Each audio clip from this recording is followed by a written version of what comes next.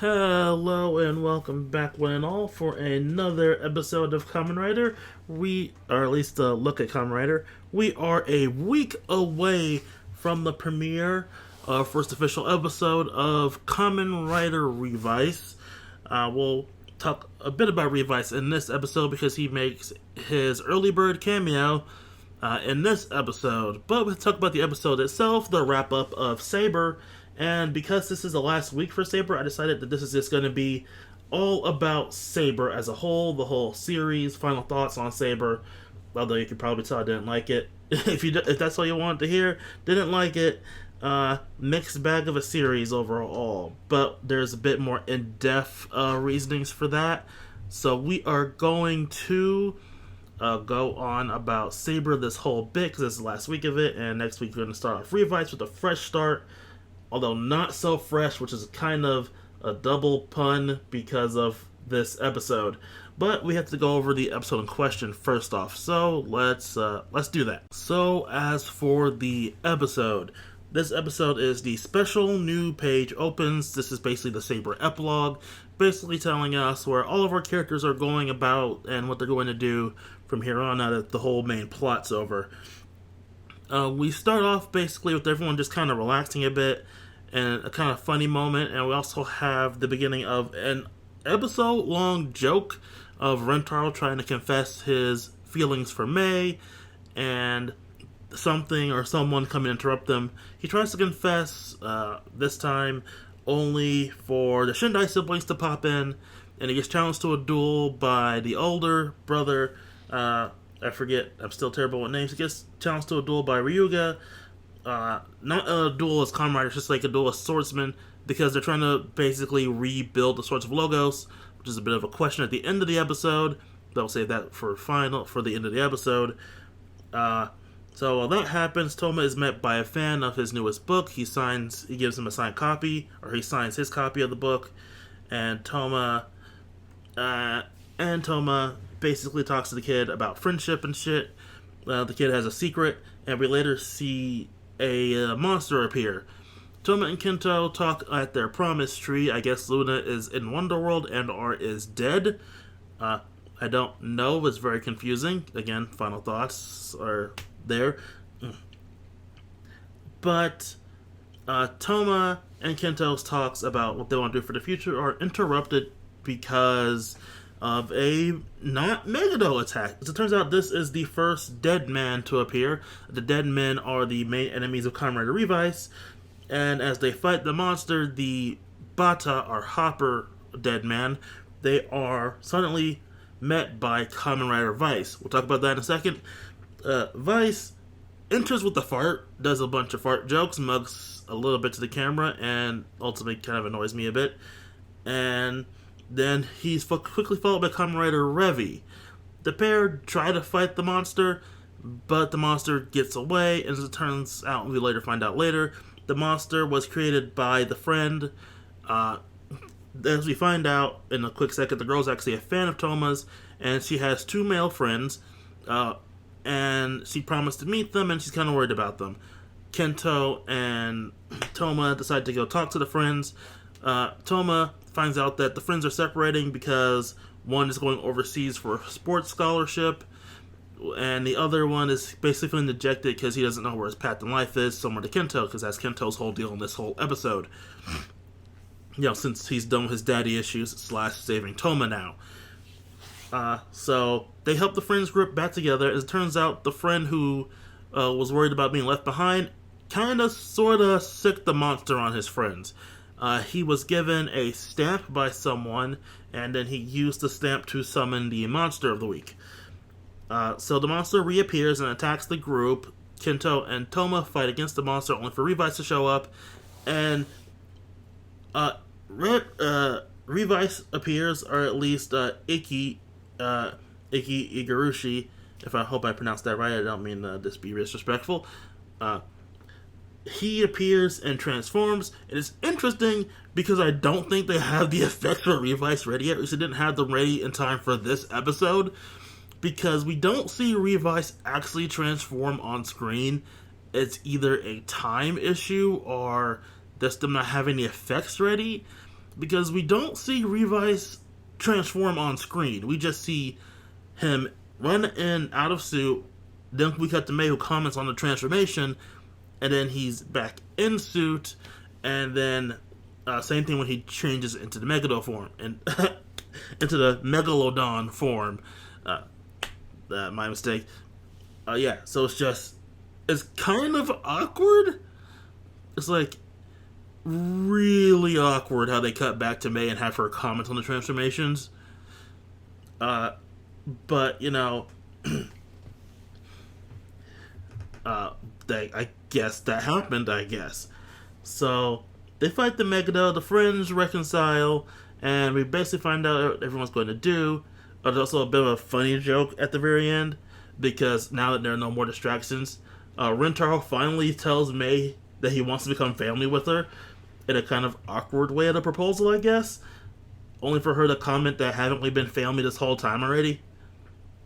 And he kind of just agrees with it. Like, I don't think she meant in the whole, haven't we been dating for a while now? I think she means that haven't we been, like, more than friends for a while? Because, you know, this whole bond of friendship thing, where they're kind of like brothers or something, although in her case it's sister. It's kind of a funny joke, in all honesty, but I really feel bad for Rntaro at the end of it. But we didn't cut to what everybody's doing, and it's kind of that classic, and now that our journey's over, I'll do this kind of ending. They reformed the Swords of Logos with a council. You know, there was a council originally that was supposed to keep the leader in check, but they're all murdered. Ironically, they still form a council of 4 people, which, guys, why are you forming a council of 4 people? That's what fucked you over the last time. So, Touma, so the council is made up of Sophia, obviously, Rntaro, Ryuga, and Yuri's also a member of the council, which is kind of surprising considering his whole I will seal myself away for thousands of years thing, but I guess he's over that now. So everyone is happy, and Buster or Rio is going to go become a teacher. We see him studying for his teacher's exam a bit. It feels completely out of nowhere, but I do kind of like the self-improvement thing, and I think this might be a bit of a callback back to his origin manga, where he succeeded his master at his literal teacher, was the Buster before him, and so he succeeded him. So I think that might be a callback to the manga. I haven't read the manga, but if it is a callback, pretty cool. Still feels kind of random though, unless there's something in the manga that explains it a bit better. Ren is gonna go train and grow stronger because that's literally all they wrote for his character. Tetsuo is saying he's going to make a new holy sword. If you're wondering, why are they still making the holy swords and the Swords of Logos? Well, they still have to watch Wonder World, and they basically are also trying to hunt down the missing ride books, because there are a few missing Wonder Ride books, which I'm pretty sure are going to come up in the movies and V-Cinemas and all that kind of stuff. There's also a bit of a joke where Reika thinks that her brother may or may not have a thing for Mei, and gets kind of crazy jealous about it, which it raises so many different implications. I don't want to get into that. Why is her joke the consistent incest joke?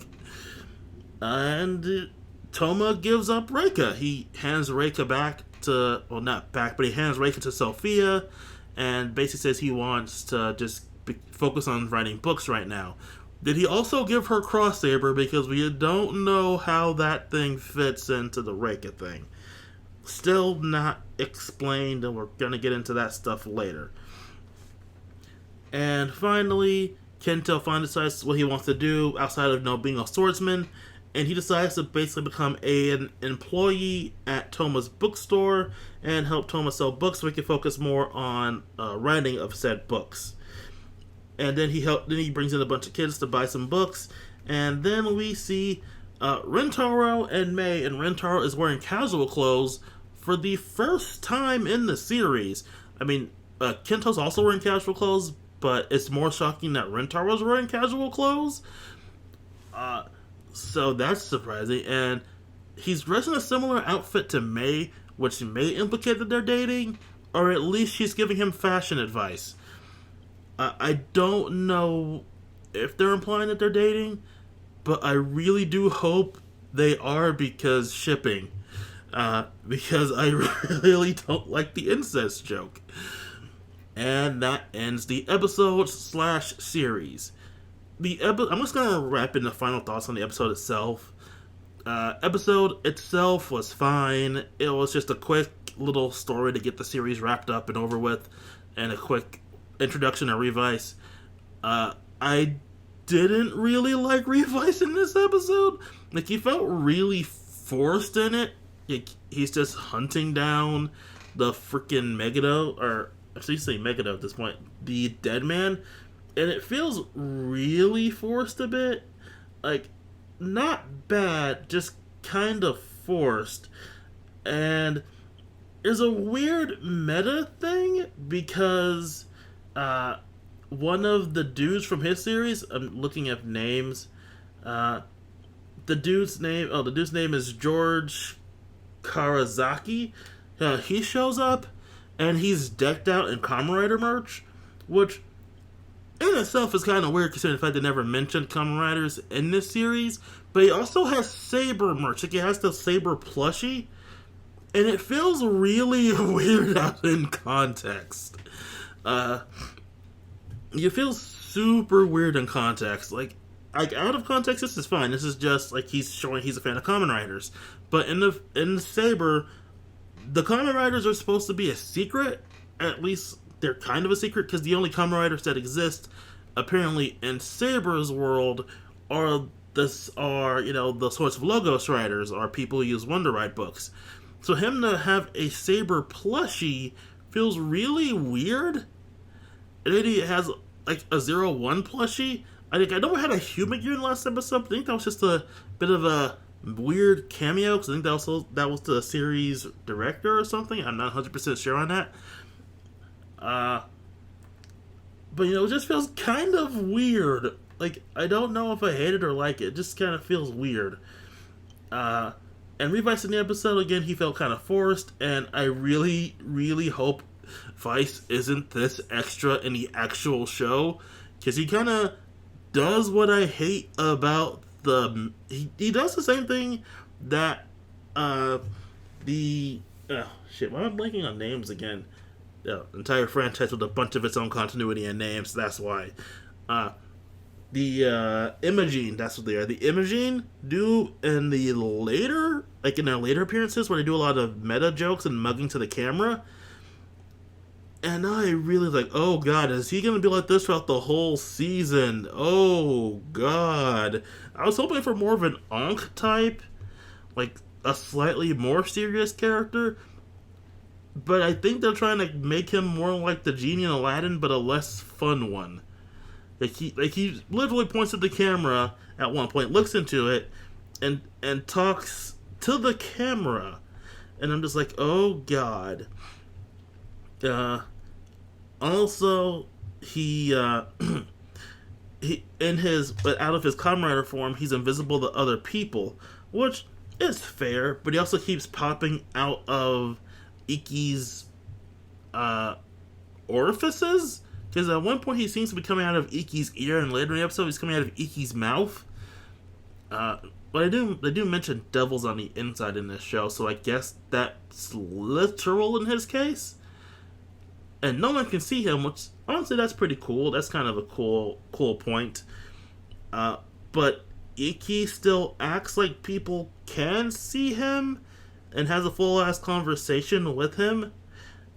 It feels weird in a way. Like, not bad, but like a joke that's probably gonna get old pretty fast. But overall, decent episode. I'm really worried if I'm gonna like Revice because of the whole, Vice fart joke thing that was a constant thing throughout the episode. Look, fart jokes can be funny. Like, the first time it happened, it was okay. But for them to make the same joke like 3 times in the episode, that's a little much. That's a little too much. So I guess let's talk about Saber as a whole. I guess I'm gonna have to break this down by the characters first. So I personally believe that Kamen Rider seasons are made or broken by its cast of characters, not the acting. For the most part, outside of like maybe one or two outliers, which are mostly just kid actors, for the most part, Kamen Rider and honestly most Toei things that I've seen have really good acting. Like, the level of actors acting in this, outside of like weird line deliveries, which are mostly just direction, they're good actors. They are good actors, and I wish the well for them and whatever pursuits they have in the future. Blah blah blah. But the characters are not always well written. So let's just start off with our main character in Touma. Touma, I'm kind of mixed on him in all honesty. When it comes to main writers, my favorite main writer of all time is Rntaro from Kamen Rider Faiz. He is my favorite writer of all time, followed quickly by Kamen Rider Gaim. I forget names because I'm terrible with names. Kota. It took a minute, but I remember that. Kota. And then followed up by Takumi from Kamen Rider Faiz. Why did I say Faiz? I meant Forze, then Gaim, then Faiz. Those are my three favorite main writers. My favorite writers of all time. Yes, they also are. I mean, it's by proxy of them being the main characters as well, because they get more development because they are the main characters. Anyway, they are my favorite writers for a really good reason, because they're really well-written characters. But as for Touma, I think he's decently written as a character. Like, I like early series Touma. Early series Touma made a lot of sense. He was a dude who was dragged into a situation, and he was also a dude who kept his promises because of traumatic child experiences. And friendship was super important to him. I kind of liked Touma in the beginning. Towards the middle and end, where he was basically almost forced into a role of being a kind of savior figure, that's where I started having issues with him. And in a similar case to like how I feel about later segments of Naruto, in this whole, man, you're really glorifying the main character for what appears to be no reason. Because what did Touma do?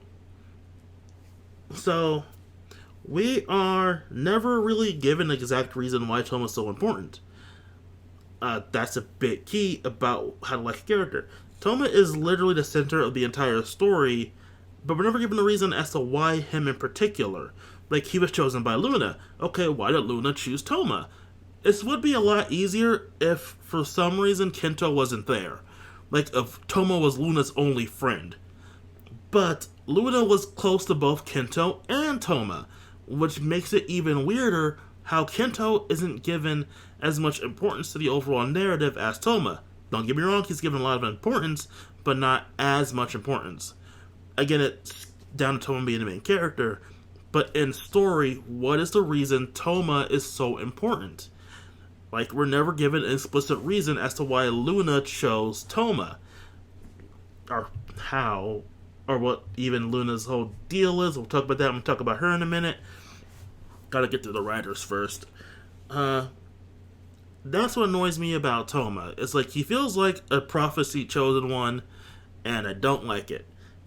I also find that whole bit towards the end where people keep calling him a hero and he keeps denying that he's a hero. I'm just saying, I'm not a hero, I'm just a novelist. I feel that's a really weird character trait thing. Like, a part of me doesn't hate it because it shows humility, but another part of me just goes like, why is this a thing now? Like, it feels kind of forced towards the end of it to just have him say he's not a hero. Take, for example, going to use One Piece here, just dropping out One Piece. The Straw Hats constantly are called heroes by some, but they deny that they're heroes and always will just say that they're pirates. Why? Luffy's methodology of what a hero is a hero is someone who has to share with everyone. In his case, using meat. Like, a hero has to share his meat. Luffy is a pirate. He's like, I want all the meat. I don't want to share the meat. Because the joke is Luffy's pretty simple-minded. But he still does good things, especially if you're his friend. I believe Touma's a similar case. He's someone who doesn't want to be propped up as a hero for his actions, when his actions are really just him protecting his friends, or fighting for a greater good. Mostly around his friends. So if we focus on that as Touma's main character trait, that makes sense. But then we add in, him constantly denying that he's a hero, and that just feels weird because people keep referring to him as a hero. Now, the whole part about him being a novelist, I felt it was pretty decent early on, because it only came up every handful of times. Towards the middle of the series, it completely disappears, and it's brought back at the end of the series. And I just feel that that's kind of weird. Okay, so, Kamen Rider has this thing where most of his main characters have a profession or a job of some type, but Touma's the first one to have, to my knowledge, a more creative field job, in his case being a novelist. And unless they're just random hobos, because sometimes Kamen Riders are also just random hobos. But in Touma's case, he's a novelist, and so he focuses on his writing. But again, it's never really brought up that much in the series, outside of, his catchphrase of being the one to decide how the story ends. And their characters also keep looking down on him for being a novelist in a weird way. It's like, this is back to the swordsman thing. Like I mentioned, a while ago, that swordsman in the series is a nebulous concept that they don't really properly explain. What does it mean to be a swordsman? Someone explain that and explain why Touma isn't exactly a swordsman. It can't be a birthright because most of you were dragged into this by mentors, adopted into it, or teachers. The only one that has any genetic lineage to this thing that I can see is Master Logos, who went crazy, the Shindai siblings, and Kento. Those are the only 4 people. Everyone else brought into it or trained. Oh, also Slash, he might have been brought into it as a writer, but his family were blacksmiths for the group. Is it a sense of duty? Because Touma has that. He's been fighting with you guys to save the world the whole series, so you can't tell me it's a lack of duty. So what is it that separates him from everyone else, and why isn't he considered a swordsman? Because he does the same amount of work that all of you guys do. This isn't some thing where he failed a secret test of character, and that's why he can't be called a swordsman. And they never explain what exactly a swordsman is in the context of your methodology. Okay, so just use an example. In the Spider-Man game on PS4, Spider-Man PS4, and its sequel in the Miles Morales game, Spider-Man tells Miles what it means to be Spider-Man, and kind of on the spot makes up a Spider-Man code that is pretty fungible because they add a new section into it at the very end of the Miles Morales game. I might talk about that game in the future. That was a good job. It explained what being Spider-Man means, as Peter was explaining it to a new Spider-Man, and it explains what being Spider-Man means. What does being a swordsman mean? It never explained. And I will forever just never get over that, especially considering how so many characters, ironically, mostly Rio, seem to look down on Touma because he's not a swordsman. And it's just weird. And I'm gonna leave this alone. Touma as a character, fine. Touma in the story, almost plot device levels. I'm gonna talk about suits at the very end. I just want to get over character. So let's talk about Rntaro now. Alright, so Rntaro. As far as secondary writers go, Rentaro's probably the most backgrounded secondary writer I've seen in a long while. It's mainly because he kind of has to share equal focus with Kento, who, despite being the third writer, is almost given as much significance, if not more so, than the secondary writer. Which isn't bad, I just feel that the series kind of railroads Rntaro a bit too much. Beginning of the series, he kind of serves as Touma's introduction into the whole world of being a Kamen Rider, which is fine. He has a pretty good early game, as well as his whole bit of being at least a little bit awkward. I guess it has to deal with how he was raised, because he was raised as a swordsman, because he was an orphan that was adopted into the Logos. Did I say that too fast? But anyway, so he has this bit of awkwardness about him, which is honestly kind of a kind of honestly funny bit, like the whole Homo sapiens bit, which is a little weird in the beginning, but it keeps coming back when he meets new people and just keeps asking, "Are you a regular Homo sapiens?" And it's like, I have a feeling that this is just how he was raised, and once you just accept that, it's kind of a funny joke. And like, even in the episode in question, or this episode, or the last episode of the series, there's this bit of awkwardness to him where he tries to confess to Mei, and it's kind of adorable. Again, Rentaro's surprise, like looking back on the series, Rentaro's always had this bit of surprising awkwardness to him when he's not dealing with just fighting. Like, as soon as it's coming to just fighting, he's in the game, in the zone, and he's in there, because that's how he was raised. He was raised almost literally to be a weapon for the Swords of Logos, which is why in the middle of the series, when the organization is betraying them all and breaking apart at the seams, he has such an issue because he was raised to be loyal to Swords of Logos. So when it comes to betraying them and more focusing on his own ideals and his friends, such as Touma and Mei, and even the other friends he has in the organization, it feels wrong to him. And I kind of like that, but it also means he spends a bulk of this part of the series literally sitting on his ass, debating what he has to do. And that just feels weird. Overall, I did like him. He's probably my favorite character in Saber, mostly for how awkward he is.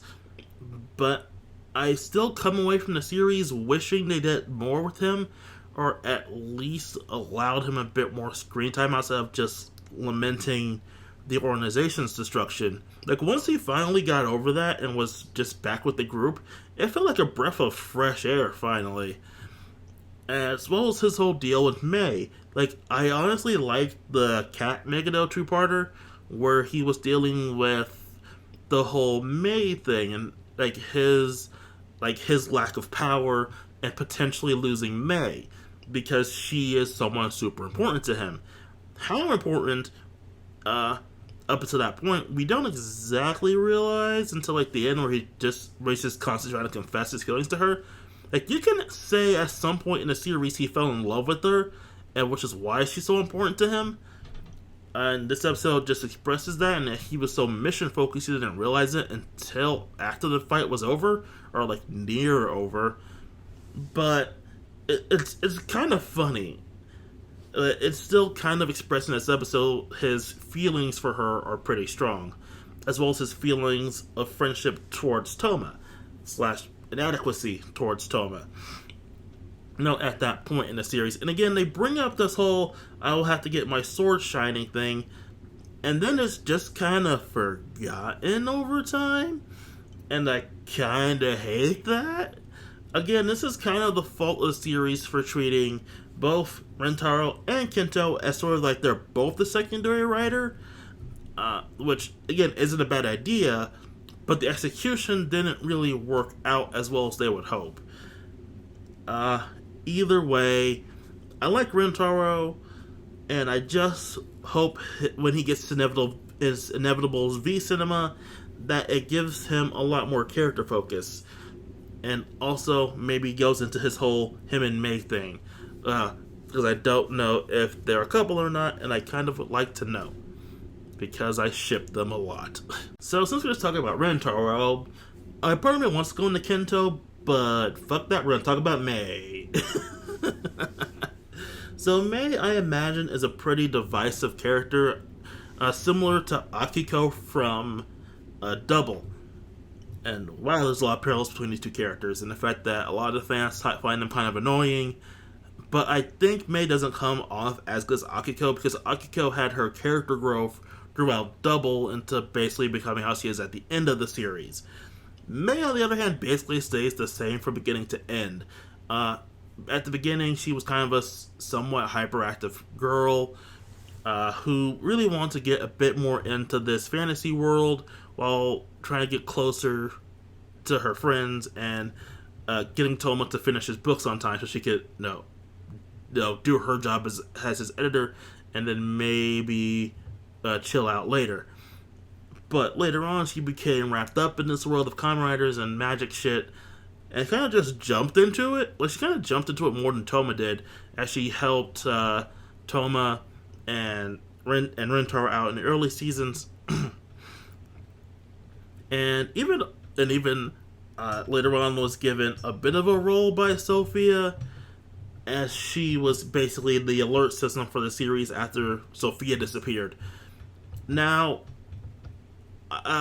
my biggest problem with Mei is the fact that she feels almost superfluous at times, and like how she's kind of meant to, in a way, be the heart of the team, but at the same time isn't given really a lot of focus. Like, the most focus she had was in the Cat Megiddo episode, and while it was good focus for her character, as well as her maybe not love for Rntaro, but outside of that, she really wasn't given much to do outside of being the early alert system. And even her role as Touma's editor kind of disappeared over time. Like, outside of like the early episode where her boss was attacked by a Megiddo in order to become the Megiddo of the Week, she really didn't do her editor job that much, and it kind of just fell away by the wayside to the end of the series.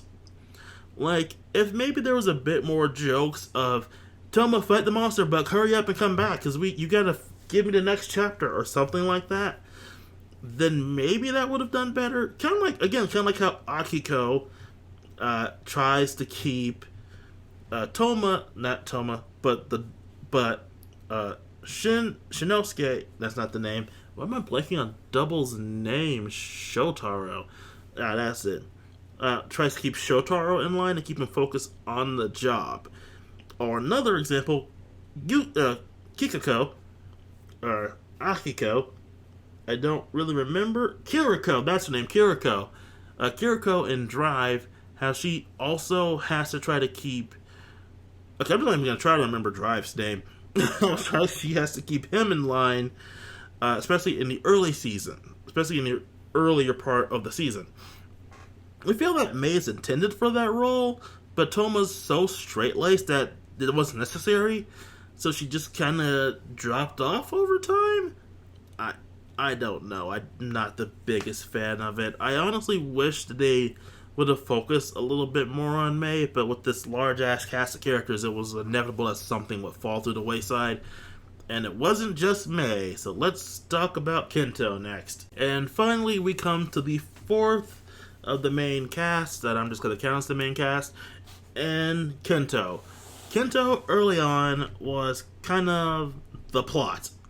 Like, he was the major plot focus of the early season because of his whole deal with Caliber, who he believed was his father, Hayato, but it turns out, as we know later, it was actually his father's friend in Daichi.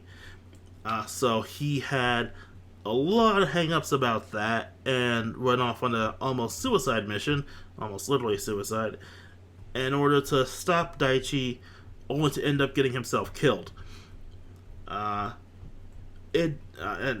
Killed at the time. He didn't really die. He just kind of got eaten by the darkness, which there's a Kingdom Hearts joke in there.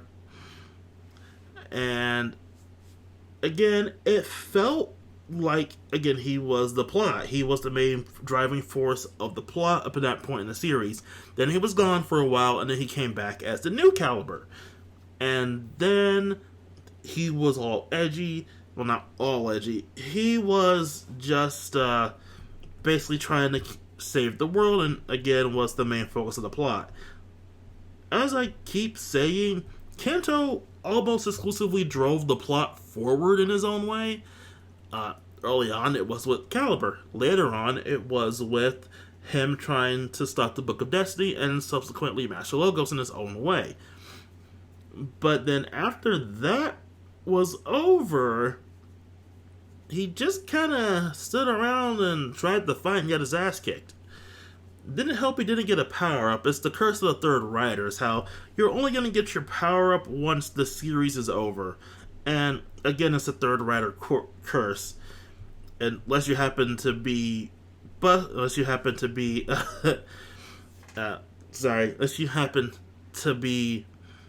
why am I blanking on names again? Grease, in which case you're gonna get your power up and you're gonna die in that same episode. They'll talk about that when we get to build, but not the biggest fan of that. But I'm also not the biggest fan of just basically being left behind on the wayside of the fucking power scaling of the series. So,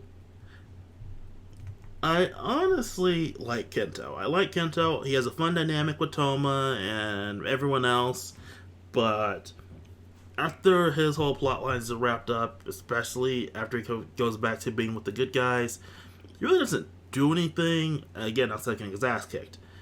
I do like the last episode where it's basically him asking, what do I want to do with my life? Like, it felt really cool. Like, again, it felt like it really deserved, especially for his character, who, again, was almost literally a tool for the plot, for him to question what he wants to do, and eventually just goes back to, I just want to help out my friends, which is fine. It's ultimately fine, and I do like that his story got some form of wrap-up, mostly, even if it was just him going back to, I just want to help out my friends. So, overall, Kento pretty good. Not the best. Probably could have gotten a bit more focus, maybe a power-up outside of the special. But hey, third writer curse. Okay, so I'm just going to bundle everyone else into one segment because they're really not that important. Buster, Kenzan Slash, Ryo, Ren, Tetsuo. I like them a bit. I honestly do like the Ryo. The fact that his character is written as a father. And he's the big strong guy of the group. Outside of that, there ain't much to him. Like, he does have his whole crisis of faith thing, but being older and being a bit more mature, he handles it with a lot more grace than Rntaro does, which I honestly do like. And I do like his whole early deal trying to test Touma and see if he's strong enough to be a swordsman, because he has to be strong enough. Outside of that, again, he's just the big strong guy of the group, which is fine, but it doesn't give him a lot to do.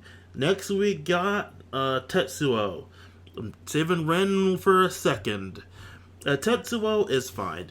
His whole deal is he's the guy who repairs the stuff, and that's fine. He loves secret swords, and really wants to play around with them, or fix them up, or experiment with them. Doesn't really change throughout the course of the series, although I do kind of like the joke where he gets a little bit crazy when he uses his secret sword in gun mode.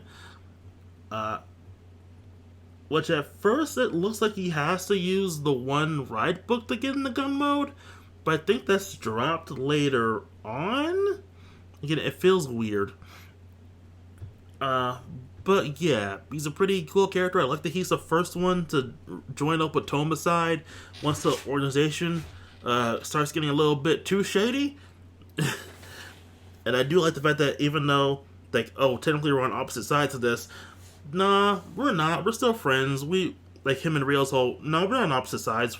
Our main enemy is still the Megiddo and whatever's causing evil in the world, so technically not enemies, but we're just working on separate goals right now.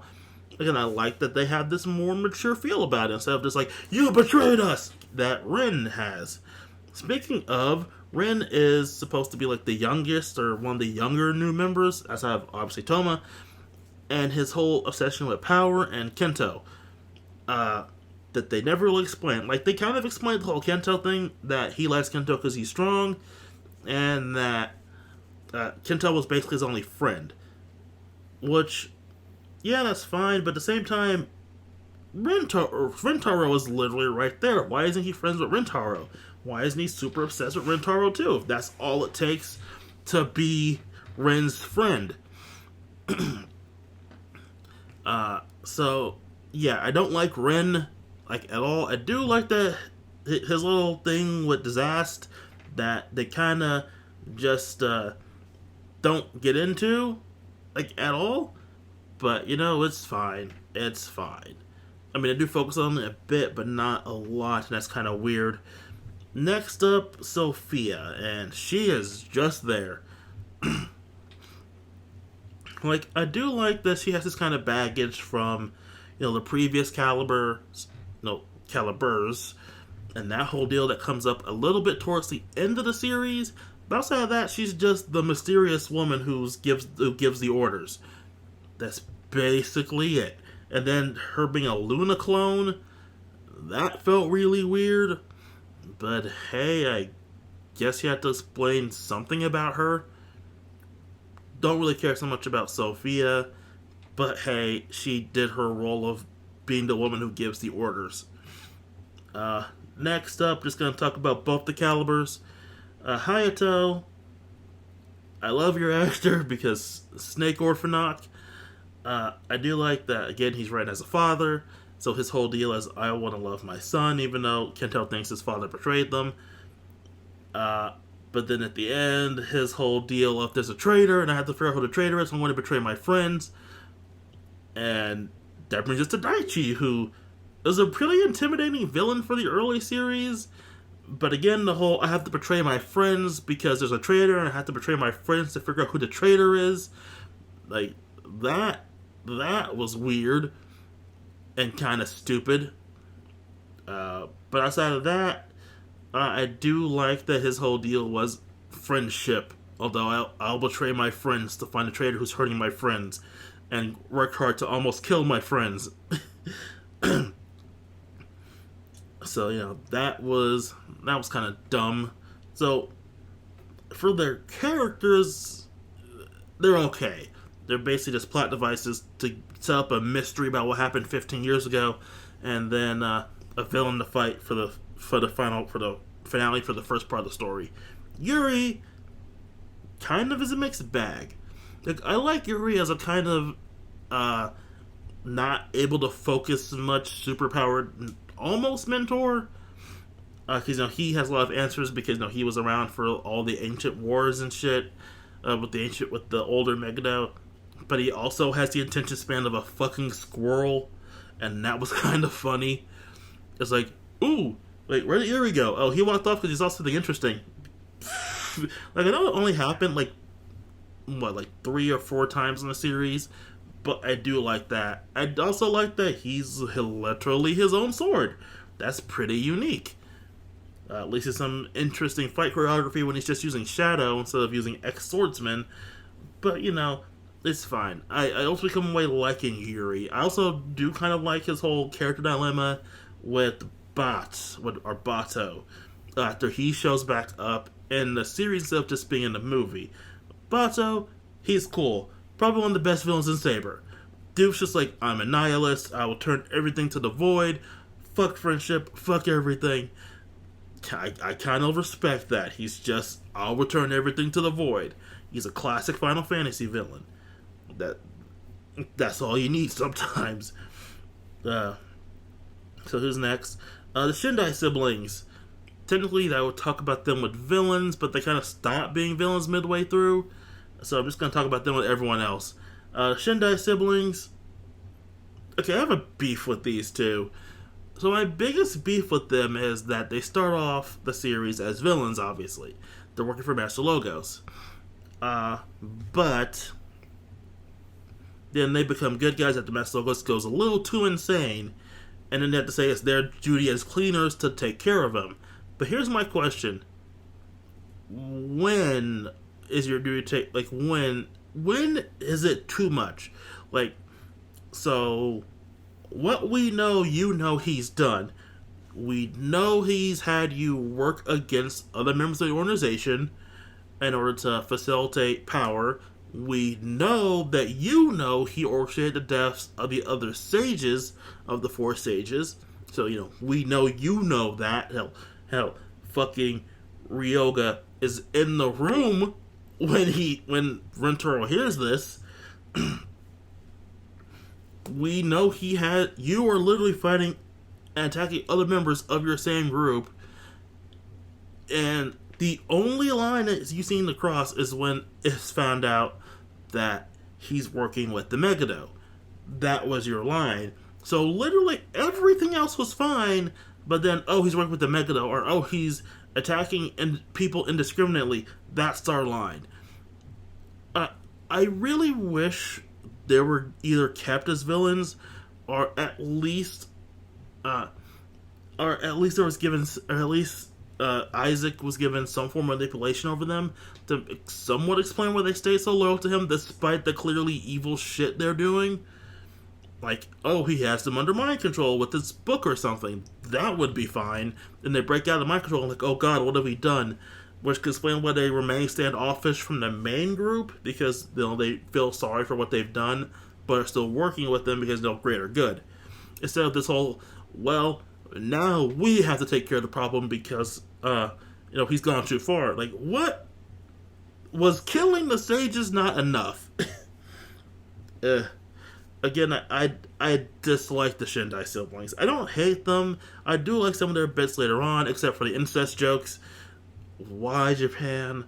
Just, why do you have so many incest jokes? And every time a girl calls her brother Onisama, I just get bad road vibes, like, right away.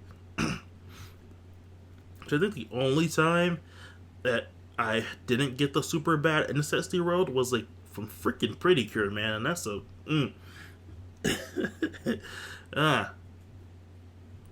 Overall, Shindai siblings, not great. Although I do find it funny how literally everyone else that has like legends and myths and all this other stuff for their ride books, and here go the Shindai siblings with an encyclopedia and a history book as their one to ride books. I'm just like, yeah, it makes sense that the two who use textbooks would be evil. I just find that fun. I just find that as a funny detail. Okay, so let's talk about villains now. Okay, so villains. I kind of have to break this up into 3 different squares, but it's gonna all be part of the same track. Anyway, villains. Let's start off with the Megiddo as a whole. The Megiddo as a whole are pretty decent. They're basically standard monster fare. They attack people for nebulous reasons. Like, okay, so early series, they were taking sections of the city and putting them into Wonderworld. I don't know why. Like, why exactly were they doing this? Like, later on, the Megiddo were turning people into Wonder Ride books so that they could, use them as a power source for Storios' whole plan. But early on, I don't know why they're doing what they're doing. Like, they want to get the Book of Destiny, obviously. But early Megiddo they're just monsters of the week who just fight for I don't know what. Let's get into the Isaac. Isaac as a villain was pretty cool. He worked behind the scenes, worked to get, the ride books all in one spot so you can summon the Book of Destiny. Still pretty dumb, but was a cool villain. Now, what I didn't like was his whole, so beginning, he had a whole deal of being kind of stuck up and all that kind of stuff. Like, I didn't like how they drew out the mystery. Like, oh, maybe he's a good guy and someone's just manipulating the shadows. Nope, it's him. And it's just, oh, why are you like this? Like, I really do wish that we had Isaac full-on evil sooner. Like, as soon as he dropped the veil and was allowed to just be evil, he was the best villain in the series. He was like all the ham, and I fucking ate that shit up. Like, and his motivation, oh, well, I just want to be God, and that's basically it.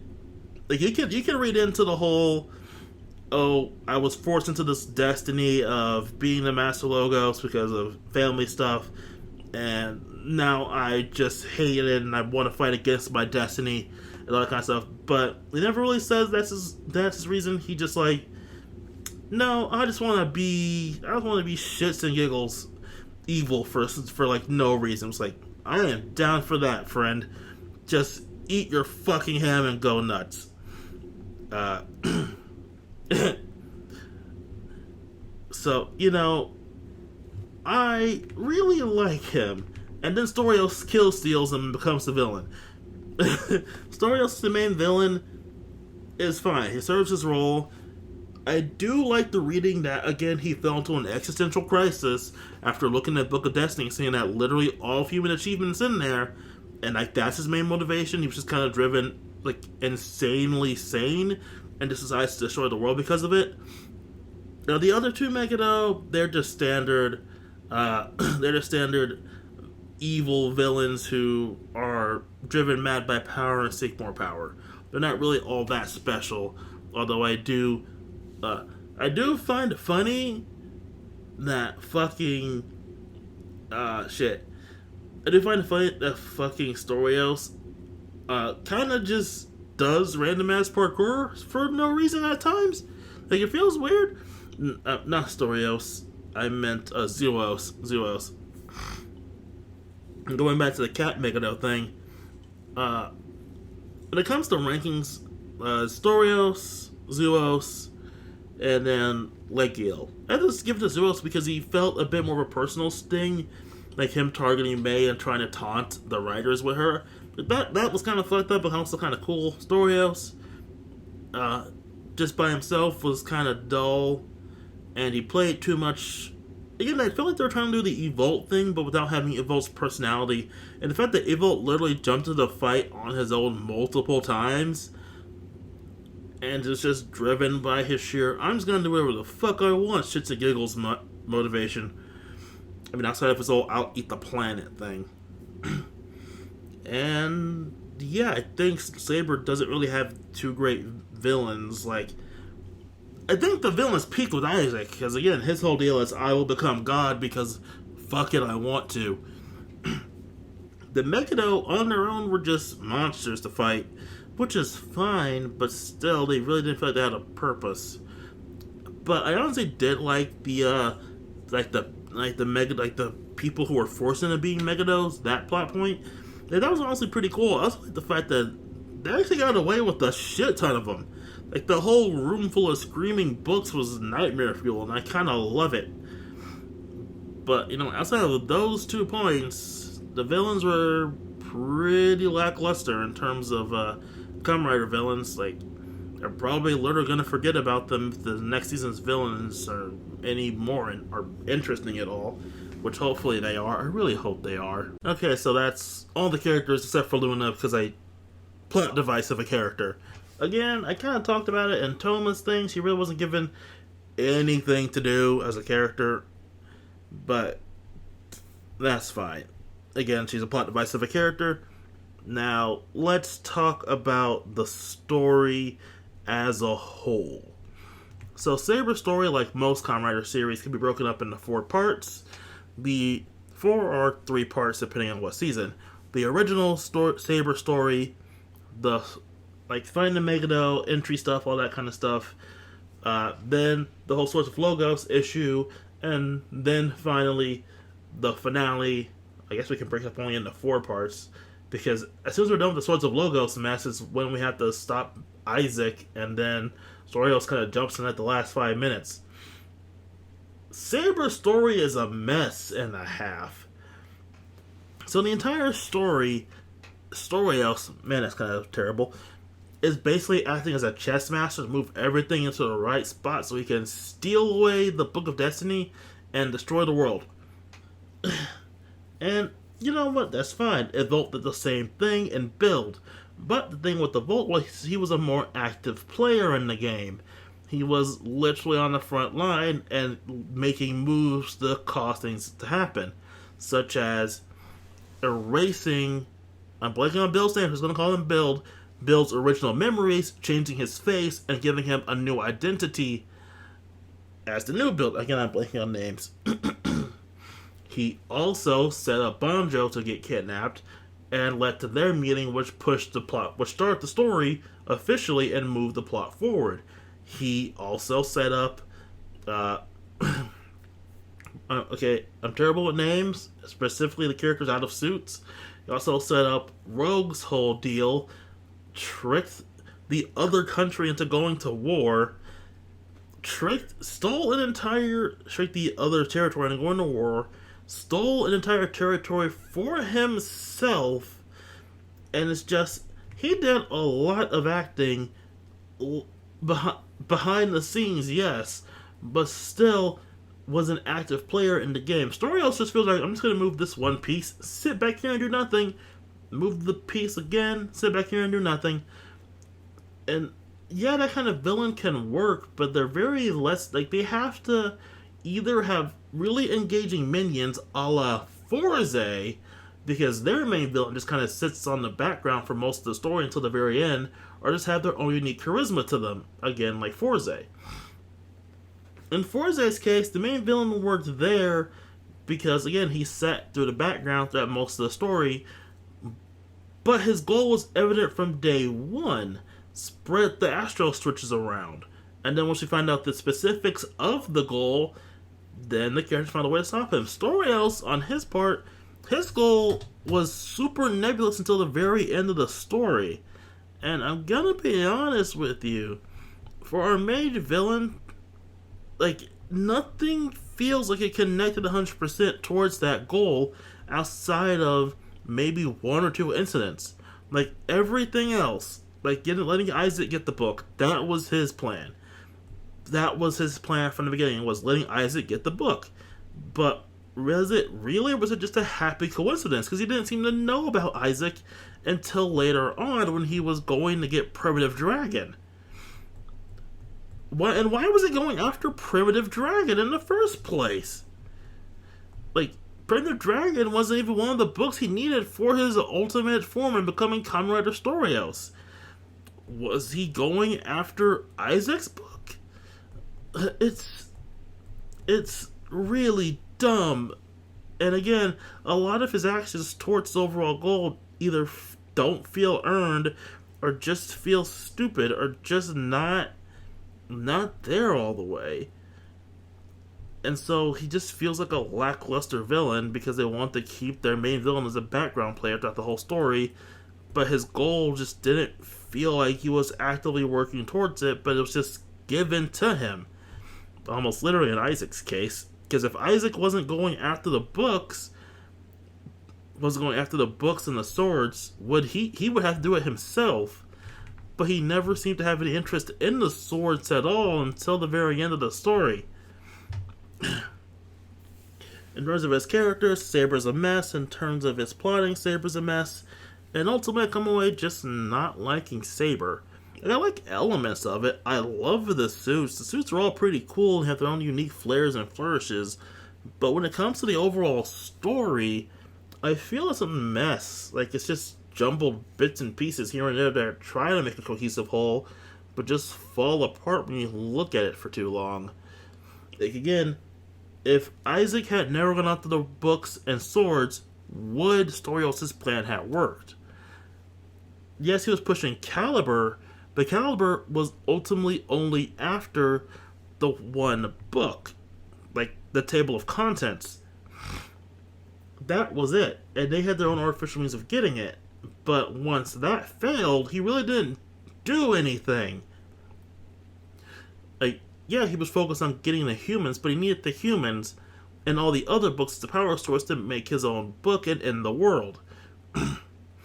And secondly, speaking, him ending the world felt like almost an afterthought of him getting his book, because the world was ending after he killed Tassel and took his book. So was the whole story just him working his way up into trying to kill Tassel? Like, that would make a bit of sense, but at the same time, it still feels so random. So, again, overall, also I didn't talk about Tassel, but do I even need to? Like, he's fine as a character, but he also just feels like exposition bunny at the end until he dies. Then dump him in the same hole as Luna. Almost literally in his case. So in the end, villains picked at Isaac. The Megiddo are just kind of there to be fight father. And while I do like the individual Megiddo leaders for the whole Pride cometh before the fall thing, yeah, outside of that, I'm not a big fan of the villains of this season. So, yeah. Saber as a whole is kind of a mess. I liked parts of the ride. No, I didn't hate the series. Don't get me wrong, I never said I hated the series. I'm just not favorable towards it. Parts of the ride were fine. The ride as a whole was a bumpy mess, to use a metaphor.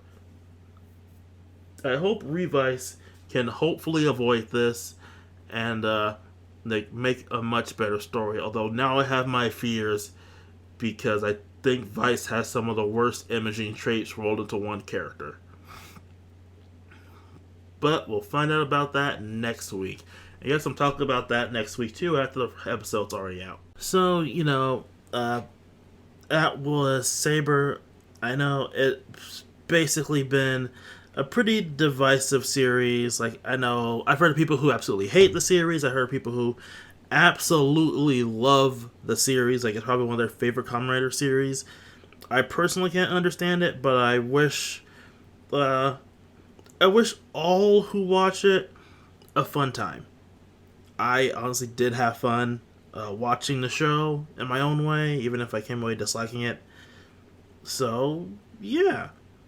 Again, as I stated earlier, I hope Revice does better in terms of writing. And without anything else to say now, I'll see you all next week. The what they call it, the annotation should be on screen now. If anyone's even watching at this point, this has been a very long ass video. So if you still am not annoyed by the sound of my voice, click on one of those, please, maybe. Seriously, the Hibiki video has like 0 views. Like, Hibiki's not a very popular series, but at least think I would have gotten one curious viewer by now, but I guess that means no one's even watching to the end of these things either, so joke's on me. So, yeah. See you all next week.